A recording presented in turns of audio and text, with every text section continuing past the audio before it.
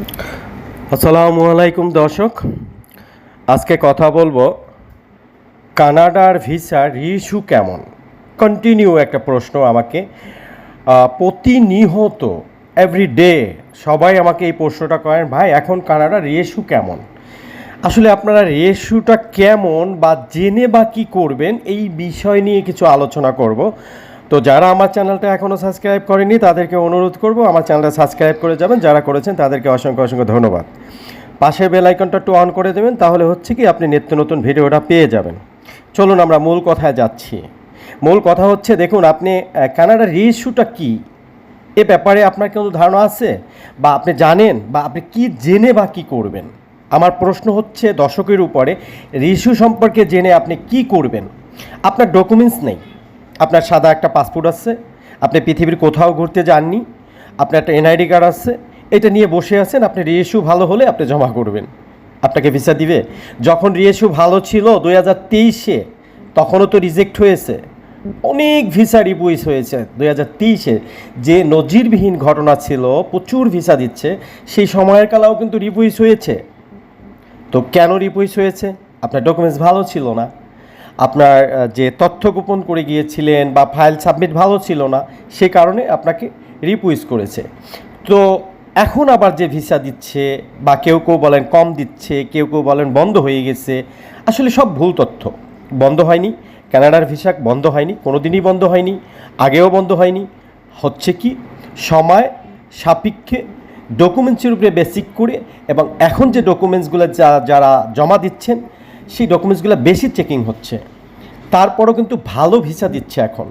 এই কিছুদিন আগেও প্রায় 10 থেকে 12টা ভিসা জমা হয়েছে, সেখানে প্রায় 4-5টা ভিসা অলরেডি চলে আসছে, 4-5টা ভিসা। তো চিন্তা করেন, 10টা লোকে এক ব্যক্তির থেকে সাবমিট করিয়েছেন, সেখানে যদি 4-5টা ভিসা চলে আসে, তার রেশিওটা কেমন মনে করেন ভালো হার।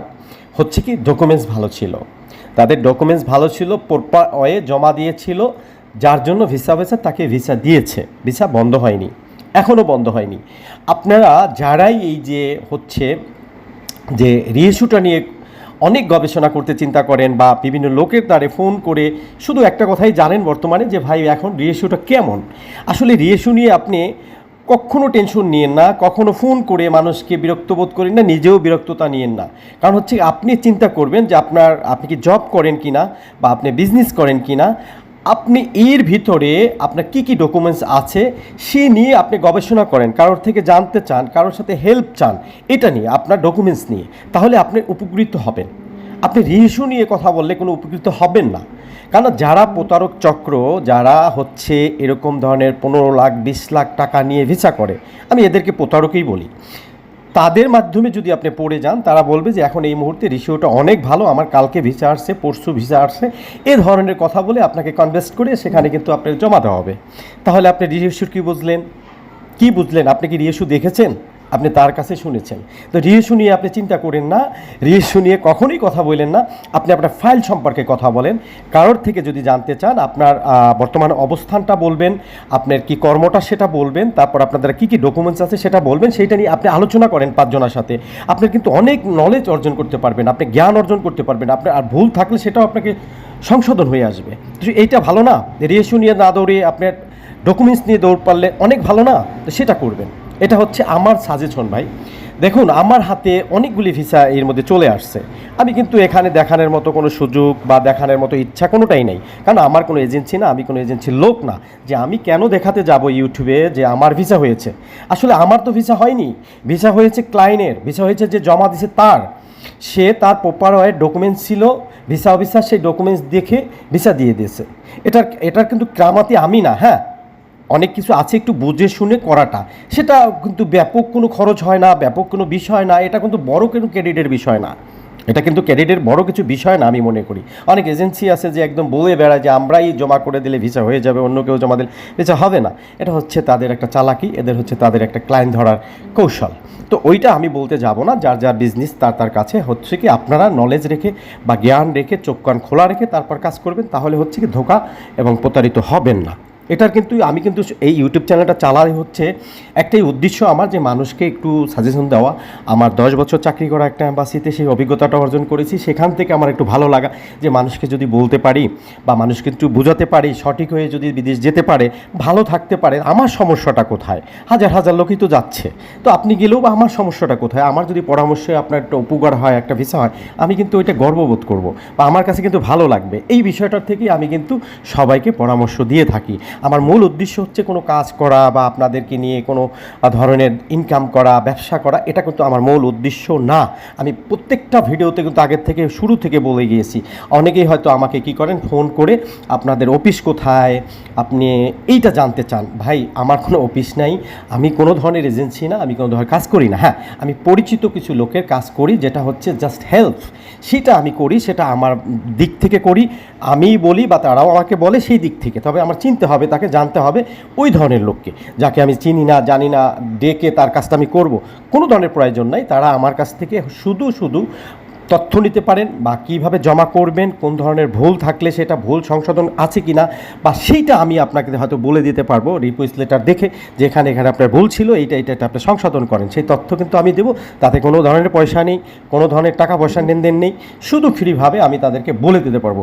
হ্যাঁ, অনেকেই আছেন যে একদমই ফালতুভাবে ফোন করেন, মানে অযৌক্তিক ফোন করেন, কোনো ধরনের যুক্তিকতা নাই, তারা আসলে আমাকে হয়তো একটু বিভ্রান্ত বোধ করেন বা বিরক্ত করেন, আমি মনে করবো। তো তাদেরকে অনুরোধ করব, ভাই খালি শুধু শুধু আমাকে ফোন করে বিরক্ত বা কোনো ধরনের কিছু করবেন না। কারণ হচ্ছে কি, দেখেন, আপনি একা ফোন দেন না, অনেক লোকে ফোন দেয়। তাহলে যদি আপনার কাজেই না লাগে, আপনি আসলে সঠিকভাবে জমা না দিতে চান এই সময়টায়, তো শুধু শুধু আমাকে ফোন করে আপনি বিরক্ত করার কোনো যুক্তিকতা আসে না। এটাও কিন্তু একটা অপচয় সময়ের, সেটা করবেন না। কারণ হচ্ছে কি, যে জমা করবেন বা যার কিছু জানার দরকার আছে বিশেষ করে, সেই শুধু আমাকে ফোন করে তার তথ্যটা নেবেন, যে ভাই আমি আগামী সপ্তাহে জমা করব, আমাকে একটু পরামর্শ দেন, এইভাবে এইভাবে সাজালে কীভাবে, কোনভাবে সাজালে আমার এই ডকুমেন্টসগুলি আছে, এটার জন্য আপনাকে কিন্তু আমি সাজেশন দিতে পারবো। তো অনেকেই আছেন কিন্তু একদমই শুধু শুধু ফোন করেন, কোনো কাজ নেই। আমি অনেকের সাথে কথা বলে সেটা পেয়েছি, সেই জন্যই কিন্তু ভিডিওতে বলতেছি। তো যাই হোক, এখন মূলত হচ্ছে এই সময়কালা কেমন ভিসা দিচ্ছে? ভালো ভিসা দিচ্ছে, কিন্তু যাদের ডকুমেন্টস ঠিক আছে, যাদের ডকুমেন্টস ভালো আছে, তাদেরকে ভিসা দিচ্ছে ভাই, একদমই প্রপারলি ভিসা দিচ্ছে, কোনো সমস্যা নেই। এখন হচ্ছে আপনি ভিসা নিয়ে ওই দেশে কীভাবে থাকবেন, কীভাবে কী করবেন, সেটা আপনার ইচ্ছা বা আপনার ভালো লাগা। হ্যাঁ, অনেকে যে সবাই যে থেকে যায় তা না, অনেকেই যে ঘুরে আসছে। আমারই অনেক পরিচিত লোক যে ওখানে যে ঘুরে চলে আসছে, এটা কোনো ম্যাটার না। সে আবার যেতে পারবে 10 বছর পরে, তার 10 বছরের ভিসা আছে, সে 8 বছর পরে আবার যেতে পারবে, যে কালকে আবার যেয়ে থাকতে হবে তা না, সে দেশে এখন কোনো কাজ করবে। এটা একটা ভালো লাগা যে একটা উন্নত দেশে, ফার্স্ট কান্ট্রিতে সে ঘুরে আসছে, একটা আনন্দের বিষয় কিন্তু। তো যাই হোক, আপনারা প্রতারিত না হন, কাউকে 10 লাখ 20 লাখ টাকা দিয়ে ধরা না খান।